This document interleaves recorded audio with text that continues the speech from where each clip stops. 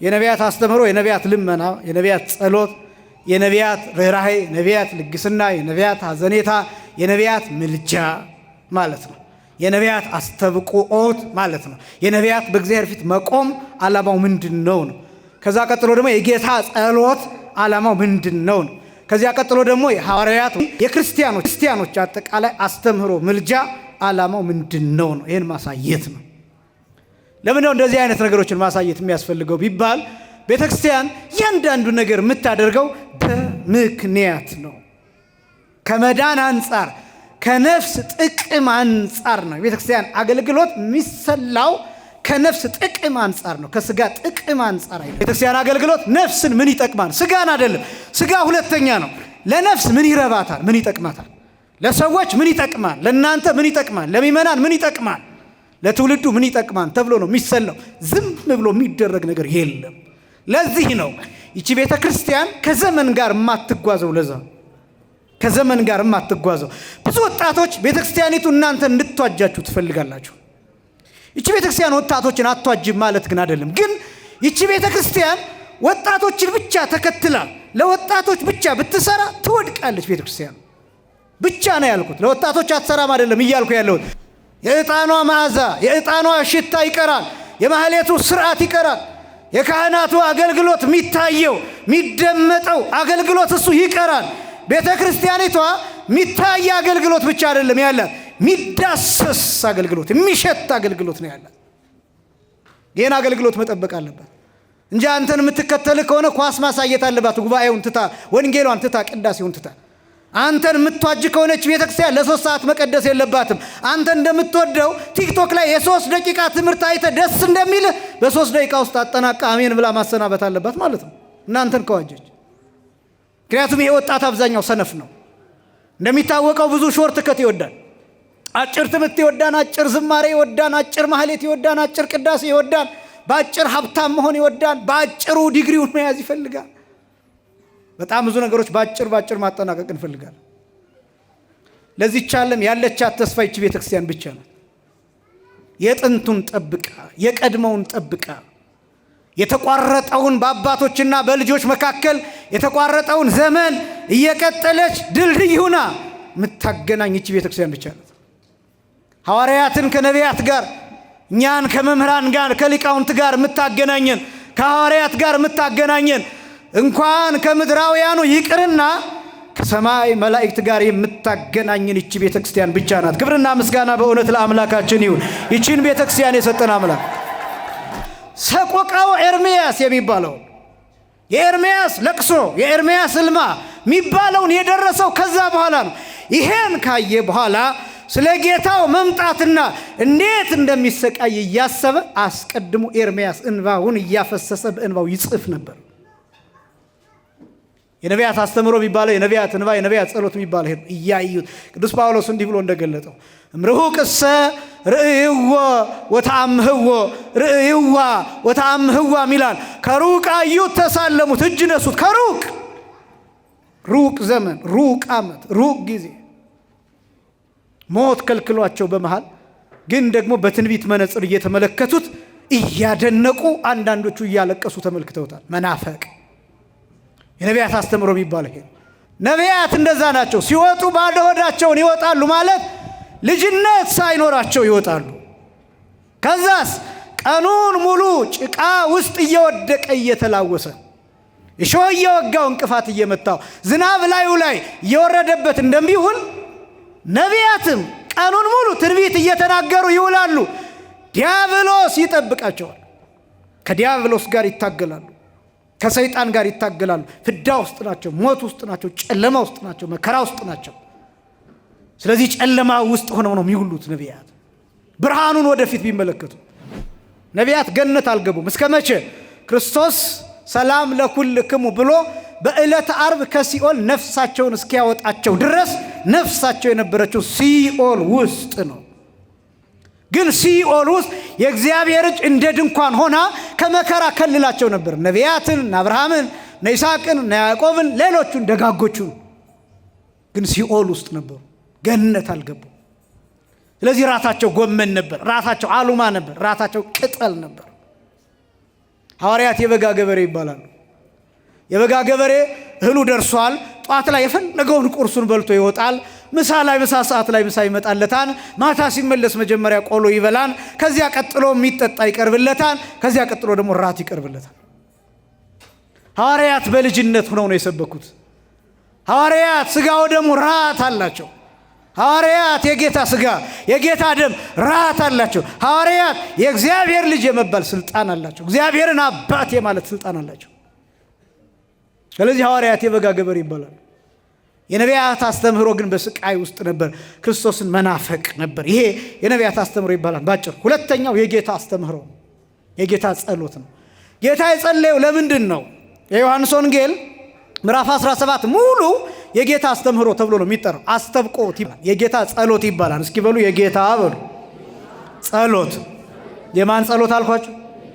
ብዙ ሰው ሊሰናከልበት ይችላል ሲሰማ። በደንብ ተጠንቅቃችሁ ስሙ። የጌታ ጸሎት የሚባለው ጌታ ወደ ማን ነው ለማን ነው የጸለየው ቢባል የጸለየው ለኛ ነው። ወደ ማን ነው የጸለየው ቢባል ወደ ራሱ ነው።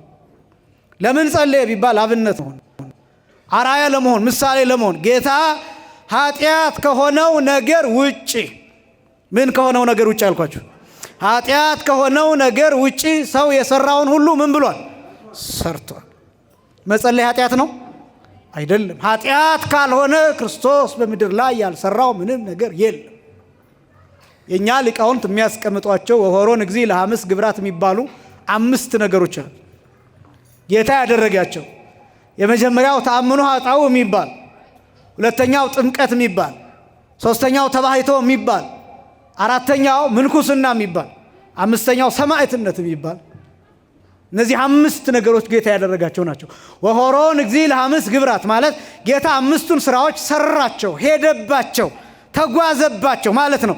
በዮሐንስ ወንጌል ምዕራፍ 14 ቁጥር 6 ላይ ሁልጊዜ የሚጠቀስ ጌታ የተናገረው ቃል እኔ መንገድ እውነትና ሕይወት ነኝ። መንገድ ብሎ የተናገረው ጌታ አንዳንዶቹ እንደሚሉት ሎቱ ስብሐት አማላጅ ማለት አይደለም። መንገድ ማለት አርአያ ማለት ነው፣ ምሳሌ ማለት ነው፣ መሄጃ ማለት ነው። መንገድ ትርጉሙ እሱ ነው።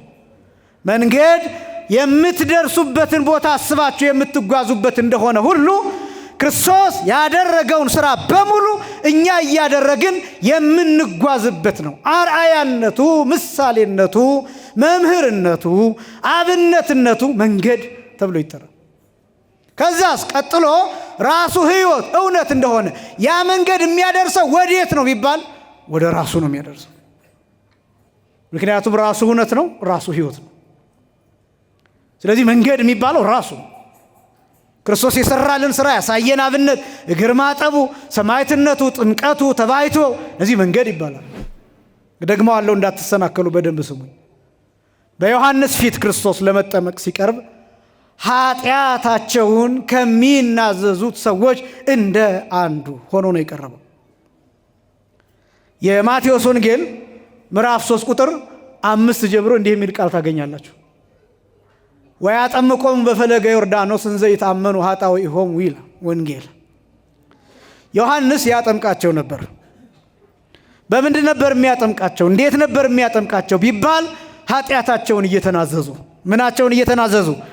ኃጢአታቸውን እየተናዘዙ ያጠምቃቸው ነበር። እነማንን? አይሁዳውያንን፣ ፈሪሳውያንን፣ ጸሐፍትን፣ ፈቃደኞች የሆኑትን ሰዱቃውያንን፣ እነዚህን በሙሉ ኃጢአታቸውን እየተናገሩ የፈለጉትን ሰዎች፣ ፈቃደኛ የሆኑትን ሰዎች ያጠምቃቸው ነበር። ኃጢአታቸውን እየተናገሩ። ክርስቶስ የሚናገረው ኃጢአት የለውም፣ በደል የለውም፣ ነውር የለበትም፣ ጥፋት የለበትም፣ እንከን የለበትም። ግን በዮሐንስ ፊት ግን የቀረበው ኃጢአታቸውን ከሚናዘዙ ሰዎች አንዱን ሆኖ አይደለም ያልኳችሁ፣ እንደ አንዱ ነው ያልኳችሁ። በጥንቃቄ ሰው ዮሐንስ የተጨነቀው ይሄ ነው። ለምሳሌ ዮሐንስ ሲጠይቅ አንተ ወደ እኔ ትመጣ ዘንድ እንዴት ይሆናል? እኔ ወደ አንተ ልመጣ ይገባል እንጂ አንተ በእኔ ልትጠመቅ እንዴት? እንዲህ አይነት ጥያቄዎችን ያቀረበው ዮሐንስ ለዚያ ነው። ዮሐንስ ብቻ አይደለም። በነገራችን ላይ በጥምቀት ሁልጊዜ እንደሚነገረው ዮርዳኖስ ፈራች፣ ሸሸች፣ ባህር ሸሸች፣ ወደኋላ ተመለሰች የሚሉ ቃላትን ትሰማላችሁ። ናልባ አምላክ ዳዊት ይጠይቃል። ምን ተኮንኪ ባህር ይዘጎየኪ ወአንተኒ ዮርዳኖስ ዘገባይ ከደሬከ አድባር ዘአንፈራስክሙ ከመሃራጊት ይላል። አንቺ ባህር ምን ሆነሽ ነው የሸሸሽው? ዮርዳኖስ ለምንድን ነው ወደ ኋላሽ የተመለስሽው? ተራሮቹ ለምንድን ነው የዘለላችሁት የተሸበራችሁት የደነገጣችሁት ብሎ ይጠይቃል። መልሱ ምን እንደሆነ ታውቃላችሁ? ባህር ለምን ሸሸ ቢባል ጌታ ኃጢአት የለበትም፣ ግን እንደ አንድ ኃጢአተኛ ሰው መስሎ ነው የተገለጠው። ስለዚህ ባህርን አስጨንቋታል። ኤልያስ በዛ ቦታ ተሻግሯል። ኤልሳ በዛ ቦታ ተመላልሷል። ኢያሱ በዛ ቦታ ሂዷል። ሌሎቹም ቅዱሳን ነቢያት በዮርዳኖስ በረሃ ተንከራተዋል። መልከጼዴቅ ለዘመናት መስዋዕት አቅርበዋል። ሌሎች ሁሉ ጥንተ አብሶ አለባቸው። መርገመ ሥጋ መርገመ ነፍስ አለባቸው። መልከጼዴቅም፣ ኤልያስም፣ ኤልሳዕም ሌሎቹ ከእመቤታችንና ከጌታ በስተቀር ክርስቶስ ጻድቅ ሆኖ ንጹሕ ሆኖ በዚያ ቦታ ሲገለጥ ባህር ተጨነቀች። ምንም ኃጢአት ነውር የሌለበት ግን ደግሞ ኃጢአታቸውን ከሚናዘዙ ሰዎች እንደ አንድ ሆኖ መጣ። ምን ለመሆን ቢባል አርአያ ለመሆን፣ ምሳሌ ለመሆን፣ አብነት ለመሆን። በቃ ክርስቶስ ያደረጋቸው ነገሮች እነዚህ ናቸው። ስለዚህ ክርስቶስ የጸለየው ለዚያ ነው። ሐሙስ ማታ፣ በተለይ ሐሙስ ማታ የሉቃስ ወንጌል ምዕራፍ 22 ከቁጥር 40 ጀምሮ ብትመለከቱ ወአውተረ ጸልዮ ይላል። መላልሶ ጸለየ ይላል። መላልሶ ጸለየ፣ ፈራ። ወኮነ አፉ ከመ ነጸፍጻፈ ደም ዘይወርድ ዲበ ምድር፣ ወዙ ላቡ መሬት ላይ እንደሚንጠባጠብ ደም ነበረ። ወተአተተ እምኔሆሙ መጠነ ሙጋር አሐቲ እብን፣ ድንጋይ ተወርውሮ የሚደርስበትን ያህል ርቀት ከሐዋርያት እልፍ ብሎ ጸለየ። 3 ጊዜ ተመላልሶ ጸለየ። አባት ሆይ ብትወድስ ይህች ጽዋ ከኔ ትለፍ ብሎ ይችን ቃል ብቻ 3 ጊዜ ጸለየ። ይሄ የጌታ አስተምህሮ ይባላል። በጣም ብዙ ትንታኔ ያለው ይሄ የጌታ ጸሎት ተብሎ ይጠራል። ለምን የሆነ ነው ቢባል ለአርአያነት፣ ለምሳሌነት፣ ለአብነትነት የቀረበ ጸሎት ነው አንደኛ። ሁለተኛ ደግሞ ጸሎቱ ምን የሚሆን ነው ቢባል መስዋዕት ሆኖ የቀረበ ነው። በደንብ ስሙኝ፣ አጠቃልላለሁ። መስዋዕት ሆኖ የቀረበ ነው። የጌታ ጸሎት ልክ እንደ በግና እንደ ላም፣ ልክ እንደ ጊደር፣ ልክ እንደዚያ በእግዚአብሔር አብ ፊት፣ በራሱ በእግዚአብሔር ወልድ በእግዚአብሔርነቱ ፊት፣ በባሕሪ ሕይወቱ በመንፈስ ቅዱስ ፊት የታረደ በግ ነው የጌታ ጸሎት። መስዋዕት ነው። እንዳልኳችሁ እንደሚከብዳችሁ አውቃለሁ፣ መስማት ግን አለባችሁ። የብሉይ ኪዳኑ ሊቀ ካህናት በግ ይዞ ይቀርባል እና መስዋዕቱን ከማቅረቡ አስቀድሞ ስለ ራሱ ይጸልያል። ከዚያ በኋላ ስለ ሕዝቡ ይጸልያል። የብሉይ ኪዳኑ ሊቀ ካህናት የሚያደርገው ስርዓት ይህ ስርዓት ነው።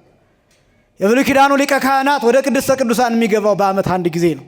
ሁል ጊዜ እንደምትሰሙት ሲገባ ገመድ ታስሮበት ነው እግሩ ላይ ወደ ቅድስተ ቅዱሳን የሚገባው። ምክንያቱም ከሞተ ማንም ገብቶ አይጠይቀውም፣ ማንም ገብቶም አያወጣው። ስለዚህ የገመድ እግሩ ላይ ይታሰርበትና ወደ ቅድስተ ቅዱሳኑ ይገባል። ረጅም ሰዓት ከተለመደው የጸሎት ሰዓት ረጅም ሰዓት ከቆየ ገመዱን ይስቡታል። ሰውየው መኖሩን በሕይወት አሉኝ ይላል። ከሌለ ግን ሙቶ ይወጣል፣ ሬሳው ይጎተታል። ቅድስተ ቅዱሳኑ የከበረ ቦታ ነው እና ሊቀ ካህናቱ እንዳይቀሰፍ እንዳይሞት አስቀድሞ ስለ ራሱ ይጸልያል። ከጸለየ በኋላስ የያዘውን ደም ስለ ራሱ ፋንታ መንበሩ ላይ ይረጫል። የኪሩቤሉ የስሬት መክደኛው ላይ እዚያ ላይ ይረጫል። ከዚያ በኋላ ስለ ሕዝቡ ይጸልያል። ከዚያ ስለ ሕዝቡ ፋንታ ደሙን ይረጫል። ክርስቶስ መስቀል ላይ ሊቀ ካህናት ሆኖ መስቀል ላይ አገልግሏል። ልብ በሉ። ሊቀ ካህናት የሚለው ትርጓሜ ሌሎች እንደሚሉት አሁን በሰማይ መቅደስ የሚያገለግል አሁን የሚፈርጥ የሚነሳ የሚወድቅ የሚነሳ የሚማልድ ማለት አይደለም፣ የሚለምን ማለት አይደለም። ሊቀ ካህናት ማለት የካህናት አለቃ ማለት ነው። የካህናት መሪ ማለት ነው። የካህናት አዛዥ ማለት ነው። በሁለት ነገር፣ አንደኛው ካህናትን የሚሾማቸው እሱ ስለሆነ የካህናት አለቃ ይባላል። የሚመርጣቸው እሱ ስለሆነ አንደኛ። ሁለተኛ ካህናት የሚያገለግሉበትን የአገልግሎት መስዋዕት የሚሰጣቸው ክርስቶስ ነው፣ ወይም የሰጣቸው ክርስቶስ ነው። ራሱን የሚሰዋ ካህን የለም። የራሱን ስጋ የሚሰዋ ሊቀ ጳጳስ የለም። የራሱን ደም የሚያቀርብ ጳጳስ የለም። እንኳን ሊቀ ጳጳስ ይቅርና የምናከብራቸው ሰማዕታት፣ የምናከብራቸው ቅዱሳን የነሱ ስጋ አይቆረስም፣ የነሱ ደም በዚህ ቤተክርስቲያን አይፈስም። ምግብ ሆኖም አይቀርብም። የሚቀርበው የጌታ ሥጋ የጌታ ደም ነው። ይሄ ቦታ የቅድስት ሐና የእናታችን የቅድስት ሐና መታሰቢያ ያለበት ቤተ መቅደስ ነው። የሚቀርበው ክርስቶስ ከእመቤታችን የነሳው ሥጋ እንጂ የቅድስት ሐና ሥጋ አይደለም። መስዋዕት ሆኖ የሚቀርበው ራሱን የሚያቃጥል ካህን የለም። ራሱን የሚሰዋ ካህን የለም። የጌታን ሥጋ ነው የሚያቀርበው፣ ጌታን ደም ነው የሚያቀርበው። ስለዚህ ክርስቶስ ለካህኑ አለቃው ነው፣ ለሊቀ ጳጳሱ አለቃው ነው፣ ለፓትርያርኩ አለቃው ነው ክርስቶስ። በዚህ ምክንያት ሊቀ ካህናት ይባላል።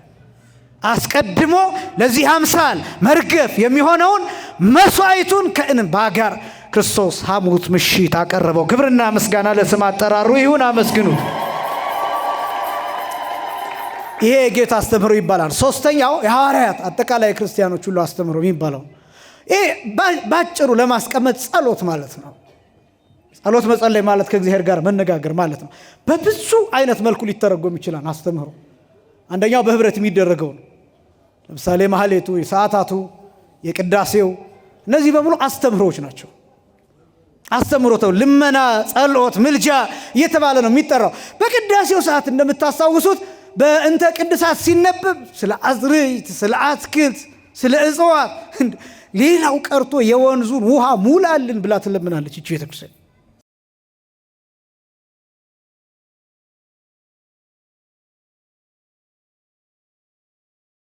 የሊቃውንት አምላክ የምስጢር ባለቤት የቅዱሳን ፈጣሪ አባቶቻችን አምላክ እግዚአብሔር በመካከላችን ተገኝቶ ምስጢርን ጥበብን እንዲገልጥልን የእርሱ ቅዱስ ፈቃድ ይሆንልን። ለተወሰኑ ደቂቃዎች የምንማማርበት የትምህርት ርዕስ አስተምህሮ በሚል ርዕስ ይሆናል። ይህንን በተደጋጋሚ ሰምታችሁት እንደሚሆን እገምታለሁ። አሁን ያለንበት ወቅት ስለሆነና በአጭር ደቂቃ ለማጠናቀቅ እንዲመቸኝ ነው ይህንን ርዕስ የመረጥኩት። እንደሚታወቀው ከህዳር 6 ጀምሮ አስተምህሮ ተብሎ ይጠራል። ከዚያ በፊት ከመስከረም 26 ጀምሮ እስከ ህዳር 5 ድረስ ያለው ጊዜ ዘመነ ጽጌ፣ መዋዕለ ጽጌ፣ ወርሃ ጽጌ እየተባለ ያው የበረቱት በጾም ሌሎቹ ደግሞ በምስጋና በማህሌት ስናመሰግን ስናከብር ቆይተናል። ህዳር 6 በተለየ ስያሜው ዕለቱ ብቻውን ተለይቶ ቁስቋም ተብሎ ይጠራል። በወቅትነት ሲጠቀለል ግን ከህዳር 6 ጀምሮ መጨረሻው እንደየ ዓመቱ ይለያያል። ዘንድሮ እስከ ታኅሳስ 11 ድረስ አስተምህሮ ተብሎ ይጠራል። አስተምህሮ የሚለው ሁለት ትርጉም ያለው ነው። የመጀመሪያው በሐሌታ ውሃ ሲጻፍና ሁለተኛ ደግሞ በሐመር ውሃ ሲጻፍ ትርጉሞቹ ሐሳቦቹ የተለያዩ ናቸው። ይህች ኦርቶዶክሳዊት ቤተ ክርስቲያን ሀብታም ስለሆነች የምስጢር ግምጃ ቤት ስለሆነች ፊደላቱ ሳይቀር ትርጉም አላቸው፣ ይተረጎማሉ፣ ይተነተናሉ እና አስተምህሮ በሐሌታ ውሃ ሲጻፍ ትምህርት ማለት ነው። አስተምህሮ በሐመር ውሃ ሲጻፍ ጸሎት፣ ልመና፣ ምልጃ ማለት ነው እና ይሄ ከህዳር 6 ጀምሮ በዘንድሮ አቆጣጠር እስከ ታኅሳስ 11 ድረስ ያለው ጊዜ አስተምህሮ የሚባለው በሐመር ውሃ የሚጻፍ ነው። በሐመር ውሃ ከተጻፈ ደግሞ አስተምህሮ ማለታችን ልመና፣ ጸሎት፣ ምልጃ፣ ምህላ፣ ይቅርታ፣ ርኅራሄ፣ ሐዘኔታ፣ ልግስና የሚል እነዚህን ትርጉሞች የያዘ ነው። አስተምህሮ በዚች ቤተ ክርስቲያን የአገልግሎት ስርዓት መሰረት በዓመት 4 ጊዜ በትንሹ በዓመት 4 ጊዜ አስተምህሮ ይደረጋል። እነዚህ አራቱም አስተምህሮዎች አራቱን ወቅቶች የተከተሉ ናቸው። አንደኛ ክረምትን የተከተለ ነው። ሁለተኛ መጸውን ወይም መከርን የተከተለ ነው። ሶስተኛ በጋን ወይም ሀጋይን የተከተለ ነው። አራተኛ ጸደይን ወይም ደግሞ በልግን፣ እነዚህን አራቱን ወቅቶች የተከተለ ነው። ለምንድን ነው አስተምህሮ በእነዚህ በአራት ወቅቶች የሚደረገው ቢባል ከወቅት ወቅት ስንሸጋገር የአየር ጠባይ ይቀየራል። እህል ይዘራን ወይ ይበቅላን ወይ ይታጨዳን ወይ ይከመራን፣ ወይ የእሳት ወቅት ይሆናል፣ ወይ የነፋስ ወቅት ይሆናል፣ ወይ የውሃ ወቅት ይሆናል፣ ደግሞ የሌት ወቅት ይሆናል። እነዚህ አራቱ ባህሪያት የተሰራንባቸው የተፈጠርንባቸው ናቸው። በሌላ ደግሞ አነጋገር የምንጠፋባቸውም ናቸው። ከመጥፋት እግዚአብሔር ሁላችንንም ይሰውረን። አራቱ ባህሪያት ውሃ ቢበረታ ውሃ ሰውን ይወስዳል፣ ጎርፍ ሰውን ይወስዳል። ነፋስ ቢበረታ ነፋስ ቤት ያፈርሳል፣ ሰዎችን ይወስዳል። ምድርን ይገለባብጣል፣ ተራሮችን ያፈልሳል፣ ስለዚህ ትውልድ ያጠፋል። እሳት ቢበረታ ጫካ ያቃጥላል፣ ቤት ያቃጥላል፣ ትውልድ ያጠፋል፣ ሰው ይገላል። ስለዚህ እነዚህ አራቱ ባህሪያት በየራሳቸው ኃያላን በሆኑበት ሰዓት ሰው ያጠፋሉና እነዚህ አራቱ ባህሪያት በርትተው እንዳያጠፉን በዚህ ምክንያት አስተምህሮ ወይም ልመና፣ ምልጃ፣ ጸሎት እናደርጋለን። ይሄ እንዳጠቃላይ ነው። እነዚህ አራቱ ባህሪያት በእኛ ውስጥ አሉ። እንደሚታወቀው እኛ ውስጥ እሳት አለ፣ እኛ ውስጥ ውሃ አለ፣ እኛ ውስጥ ነፋስ አለ፣ እኛ ውስጥ የመሬት ጠባይ አለ። እነዚህ አራቱ ባህሪያት አሉ እና የእኛ ሊቃውንት ሲናገሩ ሰው የሚሞተው ከነዚህ ከአራቱ ባህሪያት በአንዱ ወይም በሁሉም ነው የሚጠፋው ብለው ይናገራሉ። ምን ማለት ነው? ለምሳሌ አንድ ሰው ምራቁ አንቆት ሊሞት ይችላል። ሰውነቱ ግሎ ሰውነቱ ሞቆ ሊሞት ይችላል። ቀዝቅዞ ሊሞት ይችላል። በተለያየ ምክንያት ሊሞት ይችላል። ለምሳሌ አንድ ሰው በረዶ ያለበት አካባቢ ቢሄድ የመጀመሪያው ነገር ከበረዶው ጋር ስለማይስማማ ኔጌቲቭ የሆነ ቴምፕሬቸር ሙቀት ያለበት ቦታ ቢቀመጥ ውስጡ ያለው ኤንዛይም ፈንክሽናል ስለማይሆን በዚህ ምክንያት ሊሞት ይችላል። የሚገለው ብርዱ አይደለም፣ የሚገለው ውስጡ ያለው የሰውነቱ አቅም ከውጭው ጋራ መመጣጠን ባለመቻሉ ምክንያት ይሞታል። ስለዚህ ከአራቱ ባህሪያት እነዚህ ሁሉ አጥፊዎች ናቸው። እግዚአብሔር ለምህረትም ለመዓትም የፈጠራቸው ናቸውና በውስጣችን ያለው ባህሪ እንዳያጠፋን እንዳይገለን አስተምህሮ እናደርጋለን። አስተምህሮ ማለት ልመና ማለት ነው፣ ጸሎት ማለት ነው፣ ምልጃ ማለት ነው። ለምሳሌ አንዱን ብቻ ላስታውሳችሁ። ከሰኔ 17 ጀምሮ እስከ ሰኔ 25 ድረስ ያለው ጊዜ አስተምህሮ ይባላል። ክረምት የሚጀምረው ከሰኔ 26 ጀምሮ ያለው። ክረምት ከመግባቱ በፊት አስቀድመን ልመና እናደርጋለን፣ ጸሎት እናደርጋለን፣ ምልጃ እናደርጋለን። እግዚአብሔር እንዲራራልን እንዲያዝንልን፣ ክረምቱ መጥፊያ እንዳይሆን፣ መሬት ተንሸራቶ እንዳያጠፋን፣ ውሃ ሙላት እንዳይወስድን፣ አዝርዕት እንዲበቅሉ፣ እጽዋት እንዲበቅሉ፣ አዝመራው ፍሬ እንዲይዝ፣ ገበሬው እንዳይቸገር፣ እንዳይራብ፣ እንዳይጠማ፣ አዝመራው በረከት እንዲኖረው፣ ወደ ጎተራ እንዲገባ፣ የሚበላው እህል ጤናማ እንዲሆን አስተምህሮ እናደርጋለን፣ ጸሎት እናደርጋለን። ስለዚህ ይህች ቤተክርስቲያን በአራቱ ወቅቶች አስተምህሮ ታደርጋለች። ይሄኛው አስተምህሮ የመጸው አስተምህሮ ተብሎ ይታወቃል። የመጸው አስተምህሮ ይባላል። የመጸው አስተምህሮ ማለት የመከር አስተምህሮ ማለት ነው። ለምንድን ነው የመከር አስተምህሮ ተብሎ የተጠራው ቢባል ይህ ሰዓት በገጠሪቱ ክፍል አዝመራው የሚሰበሰብበት ጊዜ፣ እህል ፍሬ ወደ ጎተራ የሚገባበት ጊዜ ነው። በብዛት የሚጸለየው ጸሎት ይሄ ጊዜ ነው። በጣም ረጅሙ የሚባለው የአስተምህሮ ጊዜ ይሄ ጊዜ ነው። ለምንድን ነው በዚህ ጊዜ ረጅም የሆነው የአስተምህሮ ጊዜ ቢባል የምንመገበው ምግብ፣ የሚሰበሰበው እህል፣ ወደ ጎተራ የሚገባው ፍሬ ኃይልና ብርታት እንዲሆን፣ ትውልድ የሚገል ትውልድ የሚያልፈሰፍስ እንዳይሆን፣ ሕፃናትን የሚያልፈሰፍስ እንዳይሆን፣ ሽማግሎችን የሚያደክም እንዳይሆን፣ አቅም የሚሰጥ እንዲሆን በዚህ ምክንያት ቤተክርስቲያን አብዝታ ትጸልያለች። እንደምታውቁት እህል ኃይሉ ያበረታል። አሁን ይህንን ዘመን ስትመለከቱ የምንመገበው ነገር ኃይል ያሳጣል። እንዲያውም በሽታ ነው የሚሆነው ብዙ ነገር። እንዲያውም ከምንመገበው ይበልጥ የምንከለከለው ይበልጣል። አስተውላችሁት ከሆነ እነዚህ ነገሮች ቀላል አይደሉም። ይመናል የሚታዘዙልን ነገሮች በሐኪሞች በጣም ጥሩ ያልናቸው፣ የምንወዳቸው፣ የምንፈልጋቸው፣ የምንጓጓላቸው፣ የሚጣፍጡ የሚባሉ ነገሮች ሐኪሞች ይከለክሉናል። እኛ በህብረት በደቦ የምንበላቸው፣ በፍቅር የምንበላቸው ነገሮች በሽታ ነው የሚሆኑት በጣም ብዙዎቹ። ለምን ይመስላችኋል? የቀድሞዎቹ አባቶቻችን እኮ ጮማ ቆርጠዋል፣ ቅቤ በልተዋል፣ ማር በልተዋል። ነገር ግን እነሱ ረጅም ዓመት ኖረዋል።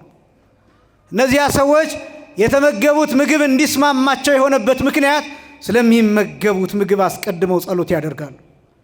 በጎተራ ስላለው እህል፣ በጎተራ ስላለው ዘር ወደ ማሳ ሲዘራ ከበቀለ በኋላ በቡቃያው ላይ በአውድማው ላይ ሲወቃ ሲመረት ሁሉ ጸሎት ይደረግበታል። ይህንን ታውቃላችሁ? ይህንን ታውቃላችሁ? እህሉ ጸሎት ይደረግበታል። እናቶቻችን ወደ ጎተራው ገብተው እህሉን ሲዝቁ በስመ አብ ብለው አማትበው በመስቀል ምልክት አማትበው ነው እህሉን የሚያነሱት፣ የሚበቃቸውን ያህል የሚወስዱት። ዱቄቱ ላይ ይጸልያሉ፣ ዱቄቱ ላይ ያማትባሉ።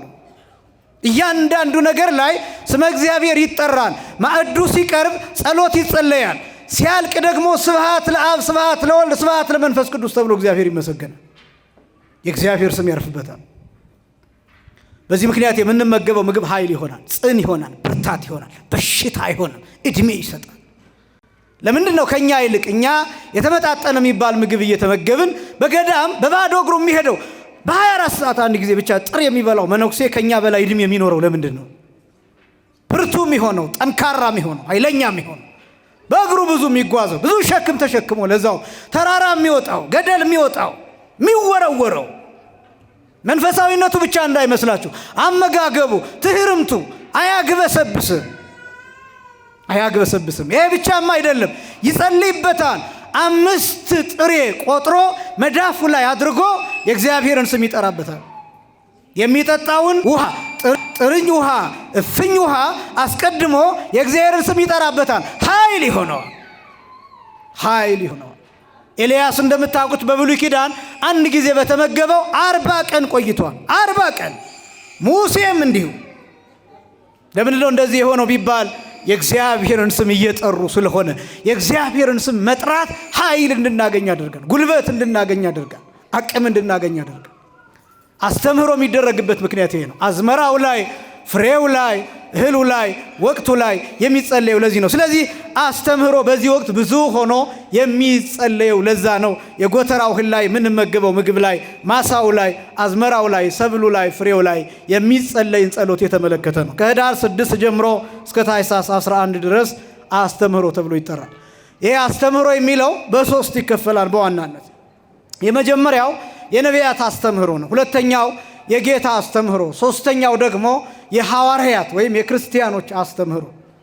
ደግሞና ጠይቃችኋለሁ፣ እንደሚከብዳችሁ አውቃለሁ፣ መስማት ግን አለባችሁ። የመጀመሪያው የነቢያት አስተምህሮ፣ ሁለተኛው የጌታ አስተምህሮ፣ ሶስተኛው የሐዋርያት አስተምህሮ። የመጀመሪያው የማን አስተምህሮ አልኳችሁ? የነቢያት አስተምህሮ፣ ሁለተኛ የጌታ አስተምህሮ፣ ሶስተኛ የሐዋርያት አስተምህሮ። መጀመሪያ የማን አስተምህሮ አልኳችሁ? የነቢያት፣ ሁለተኛ የጌታ፣ ሶስተኛ። እነዚህ በ3 ይከፈላል። የነቢያት አስተምህሮ ዓላማዎቹን ብቻ ነው ምናቸው። የነቢያት አስተምህሮ የነቢያት ልመና፣ የነቢያት ጸሎት፣ የነቢያት ርኅራኄ፣ የነቢያት ልግስና፣ የነቢያት ሐዘኔታ፣ የነቢያት ምልጃ ማለት ነው። የነቢያት አስተብቁኦት ማለት ነው። የነቢያት በእግዚአብሔር ፊት መቆም ዓላማው ምንድን ነው? ከዛ ቀጥሎ ደግሞ የጌታ ጸሎት ዓላማው ምንድን ነው? ከዚያ ቀጥሎ ደግሞ የሐዋርያት የክርስቲያኖች አጠቃላይ አስተምህሮ ምልጃ ዓላማው ምንድን ነው? ይህን ማሳየት ነው። ለምን ነው እንደዚህ አይነት ነገሮችን ማሳየት የሚያስፈልገው ቢባል ቤተክርስቲያን እያንዳንዱ ነገር የምታደርገው በምክንያት ነው። ከመዳን አንጻር፣ ከነፍስ ጥቅም አንጻር ነው። የቤተክርስቲያን አገልግሎት የሚሰላው ከነፍስ ጥቅም አንጻር ነው፣ ከስጋ ጥቅም አንጻር አይደለም የሚሰላው። እንደዛ ነው የቤተክርስቲያን አገልግሎት። ነፍስን ምን ይጠቅማል? ስጋን አይደለም። ስጋ ሁለተኛ ነው። ለነፍስ ምን ይረባታል? ምን ይጠቅማታል? ለሰዎች ምን ይጠቅማል? ለእናንተ ምን ይጠቅማል? ለሚመናን ምን ይጠቅማል? ለትውልዱ ምን ይጠቅማል ተብሎ ነው የሚሰላው። ዝም ብሎ የሚደረግ ነገር የለም። ለዚህ ነው ይቺ ቤተ ክርስቲያን ከዘመን ጋር የማትጓዘው። ለዛ ከዘመን ጋር የማትጓዘው። ብዙ ወጣቶች ቤተ ክርስቲያኒቱ እናንተ እንድትዋጃችሁ ትፈልጋላችሁ። ይቺ ቤተ ክርስቲያን ወጣቶችን አትዋጅም ማለት ግን አይደለም። ግን ይቺ ቤተ ክርስቲያን ወጣቶችን ብቻ ተከትላ ለወጣቶች ብቻ ብትሰራ ትወድቃለች። ቤተ ክርስቲያን ብቻ ነው ያልኩት። ለወጣቶች አትሰራም አይደለም እያልኩ ያለሁት። ለወጣቶች ብቻ ብትሰራ፣ ለምሳሌ ይቺ ቤተ ክርስቲያን ለወጣቶች ብቻ ትስራ ቢባል ምን መደረግ አለበት መሰላችሁ? በዚህ ጉባኤ የአርሴናልና የማንቸስተር ጨዋታ ስክሪን ላይ መታየት አለበት። አያችሁ፣ ይቺ ቤተ ክርስቲያን ወጣቶችን ብቻ መዋጃት አለበት ከተባለ ለወጣቶች ብቻ። በጣም ብዙ ሰው የሚለው ቤተ ክርስቲያኒቷ ወጣቱን አትዋጅም፣ ለወጣቱ አትሆንም። ይኸውልህ አንተን የምትከተል ከሆነ ቤተ ክርስቲያኒቷን በአካል አታገኛትም። ቲክቶክ ውስጥ ብቻ ተወስና ታገኛታለህ። ቅዳሴ በቲክቶክ ውስጥ ብቻ ይሆን፣ ማህሌት ቲክቶክ ውስጥ ብቻ ይሆን። ስለዚህ ቤተ ክርስቲያኒቷ በአካል ትጠፋለች። ከመጥፋት እግዚአብሔር ይሰውረን። መዳሰሷ ይቀራል፣ መታየቷ ይቀራል፣ በአፍንጫ መሸተት ይቀራል፣ የዕጣኗ መዓዛ የዕጣኗ ሽታ ይቀራል፣ የማህሌቱ ስርዓት ይቀራል፣ የካህናቱ አገልግሎት የሚታየው የሚደመጠው አገልግሎት እሱ ይቀራል። ቤተ ክርስቲያኒቷ የሚታይ አገልግሎት ብቻ አይደለም ያላት፣ የሚዳሰስ አገልግሎት፣ የሚሸት አገልግሎት ነው ያላት። ይህን አገልግሎት መጠበቅ አለባት እንጂ አንተን የምትከተል ከሆነ ኳስ ማሳየት አለባት። ጉባኤውን ትታ፣ ወንጌሏን ትታ፣ ቅዳሴውን ትታ። አንተን የምትዋጅ ከሆነች ቤተክርስቲያን ለ3 ሰዓት መቀደስ የለባትም። አንተ እንደምትወደው ቲክቶክ ላይ የ3 ደቂቃ ትምህርት አይተህ ደስ እንደሚል በ3 ደቂቃ ውስጥ አጠናቃ አሜን ብላ ማሰናበት አለባት ማለት ነው እናንተን ከዋጀች። ምክንያቱም ይሄ ወጣት አብዛኛው ሰነፍ ነው። እንደሚታወቀው ብዙ ሾርት ከት ይወዳል። አጭር ትምህርት ይወዳል፣ አጭር ዝማሬ ይወዳል፣ አጭር ማህሌት ይወዳል፣ አጭር ቅዳሴ ይወዳል፣ በአጭር ሀብታም መሆን ይወዳል፣ በአጭሩ ዲግሪውን መያዝ ይፈልጋል። በጣም ብዙ ነገሮች በአጭር ማጠናቀቅ እንፈልጋለን። ለዚህች ዓለም ያለቻት ተስፋ ይህች ቤተክርስቲያን ብቻ ናት። የጥንቱን ጠብቃ የቀድሞውን ጠብቃ የተቋረጠውን በአባቶችና በልጆች መካከል የተቋረጠውን ዘመን እየቀጠለች ድልድይ ሆና የምታገናኝ ይህች ቤተክርስቲያን ብቻ ናት። ሐዋርያትን ከነቢያት ጋር፣ እኛን ከመምህራን ጋር ከሊቃውንት ጋር የምታገናኘን፣ ከሐዋርያት ጋር የምታገናኘን እንኳን ከምድራውያኑ ይቅርና ከሰማይ መላእክት ጋር የምታገናኘን ይህች ቤተክርስቲያን ብቻ ናት። ክብርና ምስጋና በእውነት ለአምላካችን ይሁን። ይህችን ቤተክርስቲያን የሰጠን አምላክ ማህሌቱን ተመልከቱት። የነገውን ማህሌት ከነገ ወዲያ ያለውን የህዳር ሚካኤል የሚከበርበት ቦታ ሂዳችሁ ተመልከቱት። ካህናቱ እንዴት እንደሚያመሰግኑ ትጥቃቸውን ይዩት፣ አለባበሳቸውን ይዩት፣ ስርዓታቸውን ይዩት፣ ሽብሻባቸውን ይዩት፣ ወረቡን ስሙት፣ ዜማውን ስሙት፣ ምስጋናውን ስሙት። ይሄ ከአሜሪካ የመጣ አይደለም፣ ከአውሮፓ የመጣ አይደለም፣ ከፈረንጅ የተሰጠ አይደለም። ቀጥታ ከሰማይ የመጣ ነው። ቀጥታ ከነ ቅዱስ ሚካኤል ከነ ቅዱስ ገብርኤል የተገኘ ነው። በቀጥታ መላእክት ራሳቸው መጥተው የሚሳተፉበት የምስጋና ስርዓት ነው። ኪሩቤል አላውቀውም የማይለው ምስጋና፣ ሚካኤል አላውቀውም የማይለው ምስጋና፣ ቅዱስ ገብርኤል አላውቀውም የማይለው ምስጋና፣ በሰማይ የሚያመሰግነው 24ቱ ካህናተ ሰማይ የሚያውቁት ምስጋና፣ አብረው የሚያመሰግኑት ምስጋና፣ የሰማዩን ህብረት የሚያሳይ ምስጋና። እንኳን ምድራውያን ይቅርና ሰማያውያን የሚሳተፉበት አገልግሎት ነው ያለን። ዝም ብሎ ተራ አይደለም። ለዚህ ነው ሌሎቹ ጋር ስታዩት የማያምረው። መቋሚያውንና ጸናጽሩን ለመጠቀም ይሞክራሉ። እዩዋቸው እንዴት እብድ እንደሚመስሉ። ምክንያቱም ይህች ቤተክርስቲያን ናት በባለቤትነት የተቀበለችው። ቅዱስ ያሬድን መምሰል ይጠይቃል። ቅዱስ ያሬድን ማክበር ይፈልጋል። እና ይህች ቤተክርስቲያን ድልድይ ሁና እንኳን ከምድራውያን ጋር ይቅርና ከሰማያውያን ጋር ታገናኛለች። በዚህ ምክንያት የነቢያትን የሐዋርያትን የሊቃውንትን እያለች የምታስተምረው ለዚያ ነው። የነቢያት አስተምሮ የነቢያት ልመና የሚባለው ምንድን ነው ይባል? ክርስቶስን መጠበቅ ነው። በቃ ይሄ ብቻ ነው። የነቢያት ህልም ይሄ ነው። የነቢያት ራእይ ይሄ ነው። የነቢያት ፍላጎት ይሄ ነው። የነቢያት ሱባኤ ይሄ ብቻ ነው። የነቢያት ተስፋ ይሄ ብቻ ነው። መናፈቅ ክርስቶስ መቼ ነው የሚመጣው?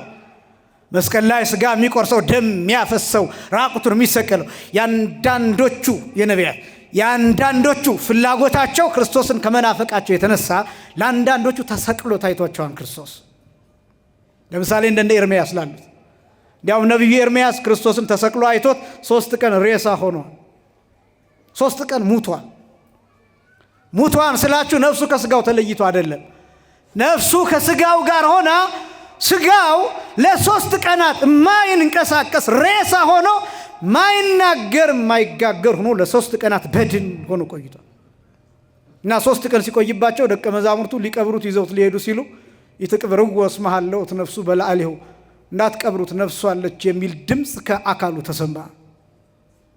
ከዛ ሲነቃ ጠየቁት። ምን አይተህ ነው አሉት። ወይ መጻ አምላክ ወልደ አምላክ ዛነ ርኢኩ ስግወ ዲበ ዕፀ መስቀል ወይ ከይድ ውስተ ደብረ ዘይት ወይ ሐሪ 10 ወክሌተ ሐዋርያት ነው። ክርስቶስን በመስቀል ላይ ስጋ ለብሶ ተሰቅሎ አይቼዋለሁ። መሲህ ይመጣል፣ በደብረ ዘይት ይረግጣል፣ 12 ሐዋርያትን ይመርጣል፣ በዚች ምድር ይመላለሳል አላቸው። ለጊዜው አልገባቸው። ኤርምያስ ግን ይሄን ካየ በኋላ ሰቆቃው ኤርምያስ የሚባለው የኤርምያስ ለቅሶ የኤርምያስ ሕልማ የሚባለውን የደረሰው ከዛ በኋላ ነው። ይሄን ካየ በኋላ ስለ ጌታው መምጣትና እንዴት እንደሚሰቃይ እያሰበ አስቀድሞ ኤርምያስ እንባውን እያፈሰሰ በእንባው ይጽፍ ነበር። የነቢያት አስተምሮ የሚባለው የነቢያት እንባ የነቢያት ጸሎት የሚባለው እያዩት ቅዱስ ጳውሎስ እንዲህ ብሎ እንደገለጠው እምርሁቅሰ ርእይዎ ወተአምህዎ ርእይዋ ወተአምህዋ ሚላል። ከሩቅ አዩት፣ ተሳለሙት፣ እጅ ነሱት። ከሩቅ ሩቅ ዘመን፣ ሩቅ ዓመት፣ ሩቅ ጊዜ ሞት ከልክሏቸው በመሃል ግን ደግሞ በትንቢት መነጽር እየተመለከቱት እያደነቁ አንዳንዶቹ እያለቀሱ ተመልክተውታል። መናፈቅ የነቢያት አስተምሮ ይባላል። ይሄ አሁንም ቅዱስ ጳውሎስ ዕብራውያን ምዕራፍ 11 ላይ እንደገለጠው አንዳንዶቹ ምን አይነት መከራ እንደተቀበሉ ዘርዝሯል። ያ ነው የነቢያት አስተምሮ የሚባለው። ዳዊት ደግሞ እንዲህ ብሎ ገልጦታል። መዝሙር 79 ከቁጥር 8 ጀምሮ ይትዝክር ለነ አበሳነ ዘትካት፣ የቀድሞ በደላችንን አታስብብን፣ እባክህ ተወን። ፍጡኖ ይርከበነ ኃይልከ እግዚኦ፣ አቤቱ ይቅርታ ፈጥኖ ይድረሰን ይደረግልን። እስመ ተመንደብነ ፈድፋደ፣ ፈጽሞ ተቸግረናል። የነቢያት አስተምሮ ይሄ። ምክንያቱም ፍዳ ውስጥ ነበሩ፣ ጨለማ ውስጥ ነበሩ፣ ሞት ውስጥ ነበሩ። ይሄ ሲነገር ዝም ብሎ ቀላል ነገር ይመስላል። በጣም ቀላል ነገር ይመስላል። ነቢያት መረዳታቸው አንከራቷቸዋል። በዚህ ዘመንም የተረዱ ሰዎች ይንከራተታሉ። በነገራችን ላይ መረዳት አንዳንድ ጊዜ ክፉ ነው። ክፉ ነው የምላችሁ ከማህበረሰቡ እንድትገለሉ ያደርጋቸዋል። ብቸኛ እንድትሆኑ ያደርጋቸዋል። እውነተኛ እንድትሆኑ ያደርጋቸዋል። ከሰው ጋር እንዳትግባቡ ያደርጋቸዋል። በሰው ዘንድ ተቀባይነት እንዳታገኙ ያደርጋቸዋል። እውነት እርቃኑን የምትኖሩ ከሆነ ከሰዎች ጋር አትግባቡም። ሰዎች ይጠሏቸዋል። እብድ ነው የሚሏችሁ። አይምሮውን ያጣ ነው የምትባሉት። ነካ ያደረገዋል ነው የምትባሉት ከእውነት ጋር ከተጣበቃችሁ። እና አንዳንድ ጊዜ ቀድሞ መረዳት ፈተና አለው። ብዙ የሥነ ጽሑፍ ሰዎች ይሄ በመንፈሳዊ ብቻ አይደለም በስጋዊውም ጭምር በዓለማዊው ብዙ ደራሲዎች፣ ብዙ ገጣሚዎች፣ ብዙ ባለቅኔዎች፣ ብዙ ዓለምን የተረዱ ሰዎች ጓደኛ የላቸው፣ ባልንጀራ የላቸው፣ ጎረቤት የላቸው፣ ብቻቸውን ይኖራሉ። ለምን? እውነትን ለመኖር ስለሚሞክሩ ሰዎች ይንቋቸዋል። አስቀድመው አንተ የምትለው አይገባኝም ይሏቸዋል። ነቢያት ይህን እውነት የተረዱ ናቸው። በዚህ ምክንያት ብቻቸውን ተንከራተዋል። የፍየል ሌጦ የለበሱት ለምን ይመስላቸዋል? ቆዳ ለብሰው የተንከራተቱት ፍርኩታ ለፍርኩታ። ቅዱስ ጳውሎስ እኮ የሚገልጠው ዓለም ስላልተገባቻቸው ነው የሚለው። ዓለም ስላልተገባቻቸው። ኦርቶዶክሳዊነት የሚባል ይሄ ዓለም አትገባንም፣ ዓለም አትገባንም፣ ለዓለም አንገባትምም፣ ለዓለም አንገባትምም። ዓለም አትረዳም። እስመ ዓለም ያፈቅር ሊያው ይላል ጌታ በወንጌል። ዓለም የራሱ የሆነውን ይወዳን ይላል። የሚያስመስለውን፣ የሚዋሸውን፣ የሚያመነዝረውን፣ የሚሰርቀውን፣ ተንኮለኛውን፣ ቂኛው፣ ቀለኛውን ዓለም ይወዳል። ምክንያቱም የራሱ ገንዘብ ነው። የራሱ የሆነውን የማይወድ ማንም የለም። ስለዚህ ዓለም እንደዛ ነው። ነቢያት የዓለም አይደሉም። በዚህ ምክንያት እንዲያውም የኛ ሊቃውንት ነቢያትን የክረምት ገበሬ ብለው ይመስሏቸዋል። የክረምት ገበሬ በሉ እስኪ ሁላችሁ። የክረምት ገበሬ ይባላል። የክረምት ገበሬ የሚባለው ክረምት ላይ ውሃ እየፈሰሰበት ዝናብ እየፈሰሰበት በጭቃ እየሄደ በጭቃ ውስጥ የተሰወረ እሾህ እየወጋው በጭቃ ውስጥ ያለ ድንጋይ እንቅፋት እየመታው ደሙን እያዘራ ቀኑን ሙሉ እየሰራ ይውላል። ደግሞ በጣም የሚያሳዝነው ጠዋት ምንም ሳይበላ ቁርስ ሳይበላ ነው የሚወጣው። ለምን? እህሉ ያልቃል። ያ የተሰበሰበው ጎተራ ላይ የተቀመጠው እህል ለዘር ይሆናል፣ ለቀለብ ይሆንና ክረምት ላይ ያልቃል። ስለዚህ ጠዋት ባዶ ሆዱን ነው የሚወጣው። ከዛ ሲሰቃይ ይውልና ማታ ሲመለስ እንጀራ በወጥ አይደለም የሚጠብቀው፣ ጎመን ነው። እሱም ደግሞ ከተገኘ። እኔ ገጠር ልጅ ነኝ፣ ይህንን አውቀዋለሁ። እንዲያውም ከጎመን አልፎ አሉማ የሚባል የምታውቁ ከሆነ አረም፣ እሱ ሁሉ ተቀቅሎ የሚበላበት ጊዜ አለ። እሱም ደግሞ ከተገኘ፣ እሱም ዝናብ ከዘነበ ከበቀለ ነው። እሱ ያን ቀቅለው በልተው ጥምዝዝ ብለው የሚያድሩ ናቸው የክረምት ገበሬዎች፣ የገጠር ገበሬዎች። ነቢያት እንደዛ ናቸው። ሲወጡ ባዶ ሆዳቸውን ይወጣሉ ማለት ልጅነት ሳይኖራቸው ይወጣሉ። ከዛስ ቀኑን ሙሉ ጭቃ ውስጥ እየወደቀ እየተላወሰ እሾህ እየወጋው እንቅፋት እየመታው ዝናብ ላዩ ላይ እየወረደበት እንደሚውል ነቢያትም ቀኑን ሙሉ ትንቢት እየተናገሩ ይውላሉ። ዲያብሎስ ይጠብቃቸዋል። ከዲያብሎስ ጋር ይታገላሉ። ከሰይጣን ጋር ይታገላሉ። ፍዳ ውስጥ ናቸው፣ ሞት ውስጥ ናቸው፣ ጨለማ ውስጥ ናቸው፣ መከራ ውስጥ ናቸው። ስለዚህ ጨለማ ውስጥ ሆነው ነው የሚውሉት ነቢያት። ብርሃኑን ወደፊት ቢመለከቱ ማታ ገበያ ሲመለስ የጎመን ራት ነው የሚጠብቀው። ነቢያትስ ሲሞቱ ሲኦል ነው የሚጠብቃቸው። ምንም እንኳን በሲኦል የእግዚአብሔር እጅ እንደ ድንኳን ሆና ብትከልላቸውም ግን መከራ ነው የሚጠብቃቸው። ሲኦል ውስጥ ነው፣ ገነት አይገቡም።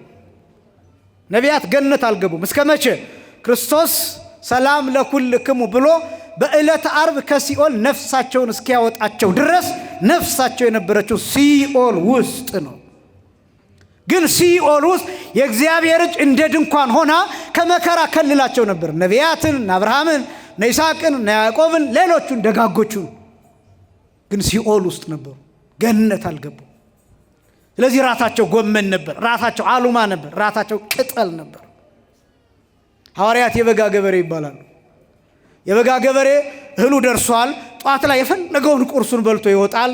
ምሳ ሰዓት ላይ ምሳ ይመጣለታል። ማታ ሲመለስ መጀመሪያ ቆሎ ይበላል። ከዚያ ቀጥሎ የሚጠጣ ይቀርብለታል። ከዚያ ቀጥሎ ደግሞ ራት ይቀርብለታል። ሐዋርያት በልጅነት ሆነው ነው የሰበኩት። ሐዋርያት ስጋው ደሙ ራት አላቸው። ሐዋርያት የጌታ ስጋ የጌታ ደም ራት አላቸው። ሐዋርያት የእግዚአብሔር ልጅ የመባል ስልጣን አላቸው። እግዚአብሔርን አባት የማለት ስልጣን አላቸው። ስለዚህ ሐዋርያት የበጋ ገበሬ ይባላሉ። የነቢያት አስተምህሮ ግን በስቃይ ውስጥ ነበር። ክርስቶስን መናፈቅ ነበር። ይሄ የነቢያት አስተምህሮ ይባላል ባጭሩ። ሁለተኛው የጌታ አስተምህሮ የጌታ ጸሎት ነው። ጌታ የጸለየው ለምንድን ነው? የዮሐንስ ወንጌል ምዕራፍ 17 ሙሉ የጌታ አስተምህሮ ተብሎ ነው የሚጠራው። አስተብቆት ይባላል። የጌታ ጸሎት ይባላል። እስኪ በሉ የጌታ በሉ ጸሎት። የማን ጸሎት አልኳችሁ? ብዙ ሰው ሊሰናከልበት ይችላል ሲሰማ። በደንብ ተጠንቅቃችሁ ስሙ። የጌታ ጸሎት የሚባለው ጌታ ወደ ማን ነው ለማን ነው የጸለየው ቢባል የጸለየው ለኛ ነው። ወደ ማን ነው የጸለየው ቢባል ወደ ራሱ ነው። ለምን ጸለየ ቢባል አብነት ነው፣ አራያ ለመሆን፣ ምሳሌ ለመሆን። ጌታ ኃጢአት ከሆነው ነገር ውጪ ምን ከሆነው ነገር ውጪ አልኳችሁ? ኃጢአት ከሆነው ነገር ውጪ ሰው የሰራውን ሁሉ ምን ብሏል? ሰርቷል። መጸለይ ኃጢአት ነው አይደለም። ኃጢአት ካልሆነ ክርስቶስ በምድር ላይ ያልሰራው ምንም ነገር የለም። የኛ ሊቃውንት የሚያስቀምጧቸው ወሆሮን እግዚ ለሐምስ ግብራት የሚባሉ 5 ነገሮች አሉ ጌታ ያደረጋቸው። የመጀመሪያው ተአምኖ ኃጣው የሚባል፣ ሁለተኛው ጥምቀት የሚባል፣ ሶስተኛው ተባሂቶ የሚባል፣ አራተኛው ምንኩስና የሚባል፣ አምስተኛው ሰማዕትነት የሚባል። እነዚህ 5 ነገሮች ጌታ ያደረጋቸው ናቸው። ወሆሮን እግዚ ለሐምስ ግብራት ማለት ጌታ 5ቱን ስራዎች ሰራቸው፣ ሄደባቸው፣ ተጓዘባቸው ማለት ነው። በዮሐንስ ወንጌል ምዕራፍ 14 ቁጥር 6 ላይ ሁልጊዜ የሚጠቀስ ጌታ የተናገረው ቃል እኔ መንገድ እውነትና ሕይወት ነኝ። መንገድ ብሎ የተናገረው ጌታ አንዳንዶቹ እንደሚሉት ሎቱ ስብሐት አማላጅ ማለት አይደለም። መንገድ ማለት አርአያ ማለት ነው፣ ምሳሌ ማለት ነው፣ መሄጃ ማለት ነው። መንገድ ትርጉሙ እሱ ነው። መንገድ የምትደርሱበትን ቦታ አስባችሁ የምትጓዙበት እንደሆነ ሁሉ ክርስቶስ ያደረገውን ስራ በሙሉ እኛ እያደረግን የምንጓዝበት ነው። አርአያነቱ፣ ምሳሌነቱ፣ መምህርነቱ፣ አብነትነቱ መንገድ ተብሎ ይጠራል።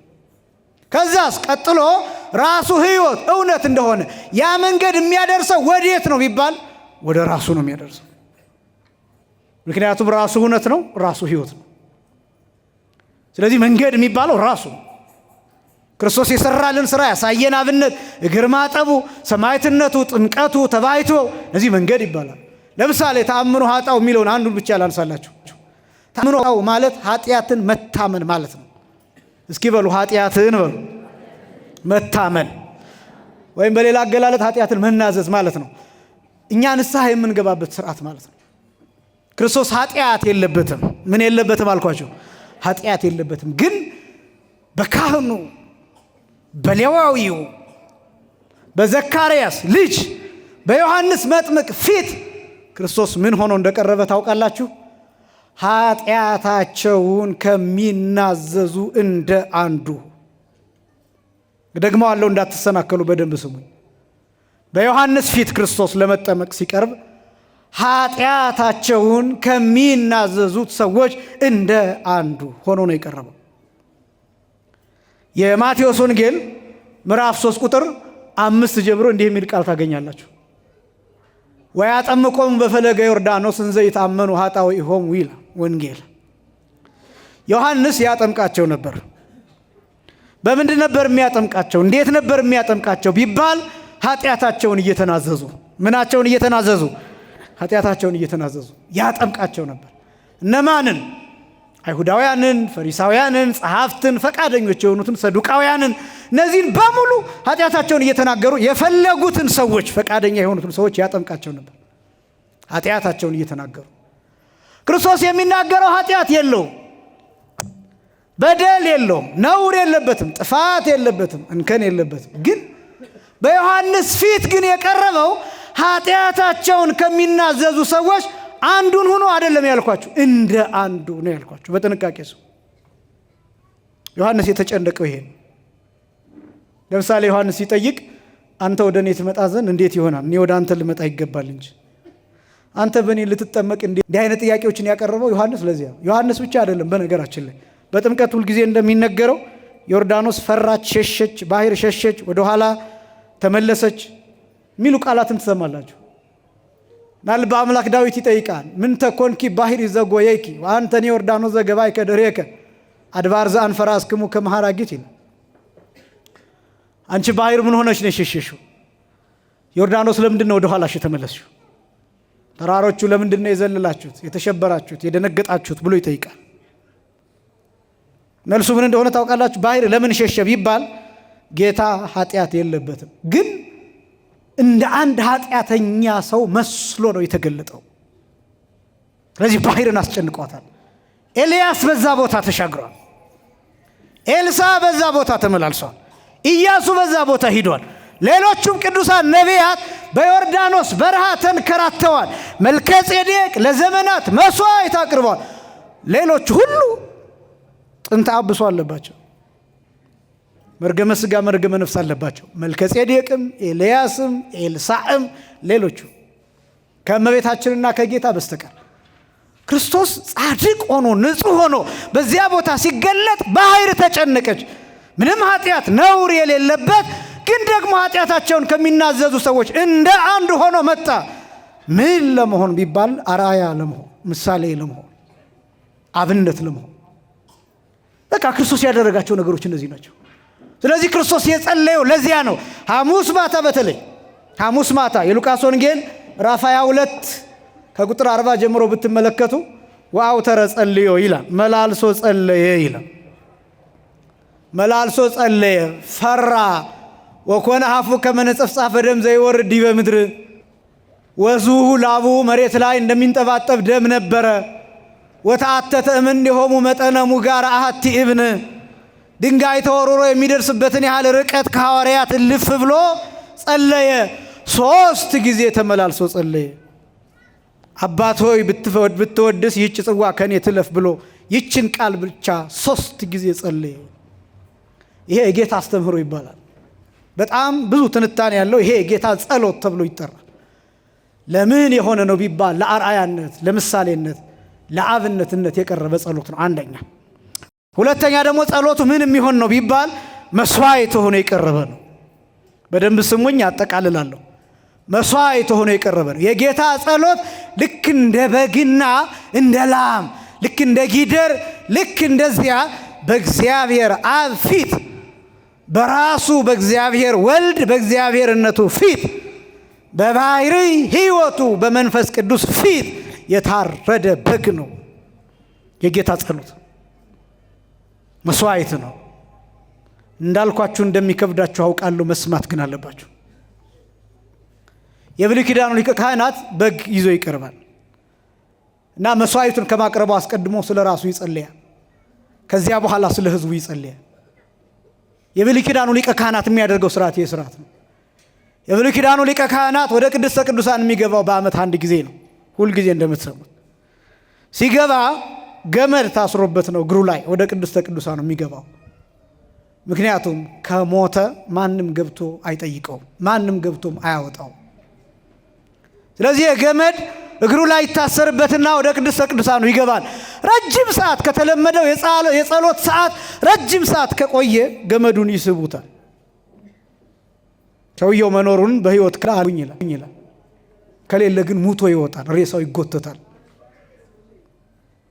ቅድስተ ቅዱሳኑ የከበረ ቦታ እና ሊቀ ካህናቱ እንዳይቀሰፍ እንዳይሞት አስቀድሞ ስለ ራሱ ይጸልያል። ከጸለየ በኋላስ የያዘውን ደም ስለ ራሱ ፋንታ መንበሩ ላይ ይረጫል። የኪሩቤሉ የስሬት መክደኛው ላይ እዚያ ላይ ይረጫል። ከዚያ በኋላ ስለ ሕዝቡ ይጸልያል። ከዚያ ስለ ሕዝቡ ፋንታ ደሙን ይረጫል።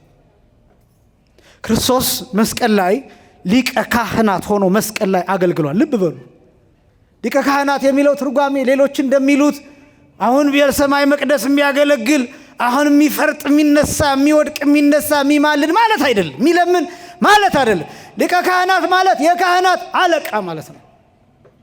የካህናት መሪ ማለት ነው። የካህናት አዛዥ ማለት ነው። በሁለት ነገር፣ አንደኛው ካህናትን የሚሾማቸው እሱ ስለሆነ የካህናት አለቃ ይባላል። የሚመርጣቸው እሱ ስለሆነ አንደኛ።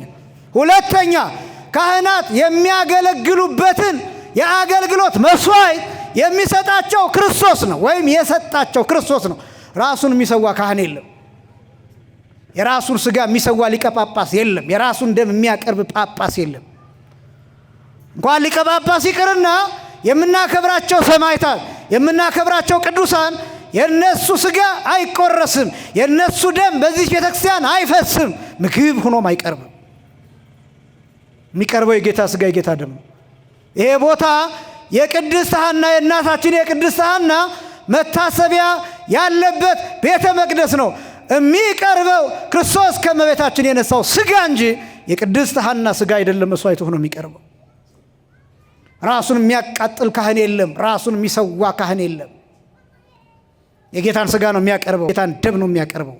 ስለዚህ ክርስቶስ ለካህኑ አለቃው ነው፣ ለሊቀ ጳጳሱ አለቃው ነው፣ ለፓትርያርኩ አለቃው ነው ክርስቶስ። በዚህ ምክንያት ሊቀ ካህናት ይባላል። አስቀድሞ ለዚህ አምሳል መርገፍ የሚሆነውን መስዋዕቱን ከእንባ ጋር ክርስቶስ ሐሙስ ምሽት አቀረበው። ክብርና ምስጋና ለስም አጠራሩ ይሁን፣ አመስግኑት።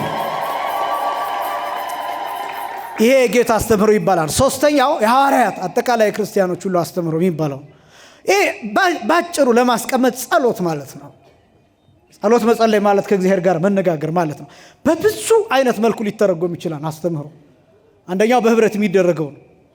ለምሳሌ ማህሌቱ፣ የሰዓታቱ፣ የቅዳሴው እነዚህ በሙሉ አስተምህሮዎች ናቸው። አስተምህሮተው ልመና፣ ጸሎት፣ ምልጃ እየተባለ ነው የሚጠራው። በቅዳሴው ሰዓት እንደምታስታውሱት በእንተ ቅድሳት ሲነበብ ስለ አዝርዕት፣ ስለ አትክልት፣ ስለ እጽዋት፣ ሌላው ቀርቶ የወንዙን ውሃ ሙላልን ብላ ትለምናለች ይቺ ቤተክርስቲያን። የወንዙን ውሃ ምን በልልን። አሁን እንደው ይሄ ጸሎት ባይሰምር ኖሮ አባይን መገደብ ይቻላል? ይችን ቤተክርስቲያን ግን ተረድታችሁ አታውቋታላችሁ? የወንዙን ውሃ ምላልን ማለት እኮ ይሄን መብራት ስጠን እኮ ነው። ይሄን ኤሌክትሪክ በተዘዋዋሪ ቤተክርስቲያኒቷ የምትለምነው ስለ ብርሃን ነው። አባይ ይገደባን ወይም ሌሎቹ ተገድበው ይለቀቃሉ። ፖቴንሻል ኤነርጂ ክሬት ይደረጋል። ከዛ ተርባይን ያንቀሳቅሳሉ። ከዛ ኤሌክትሪሲቲ እናገኛለን። አሁን እንደው የወንዙን ውሃ ምላልን የሚለው ዝም ብሎ ቀላል ተራ ነገር ይመስላችኋል? ተራ ነገር ይመስላችኋል? ምን ማለት እንደሆነ ታውቃላችሁ? ኤሌክትሪሲቲ ሲኖራችሁ ምግብ ታበስላላችሁ አይደለም? ኤሌክትሪሲቲ ሲኖራችሁ ብርሃን ታገኛላችሁ። ኤሌክትሪሲቲ ሲኖራችሁ ሙቀት ታገኛላችሁ። ኤሌክትሪሲቲ ሲኖራችሁ ሞባይላችሁን ቻርጅ ታደርጋላችሁ። ቴሌቪዥናችሁን ታበራላችሁ። ኃይል የወንዙን ውሃ ምላልን የምትለው ስለ ውሃ ብቻ አይደለም፣ ስለ ኢነርጂ ነው የምትጠይቀው። ስለምንበላው፣ ስለምንጠጣው፣ ስለምንለብሰው ጭምር።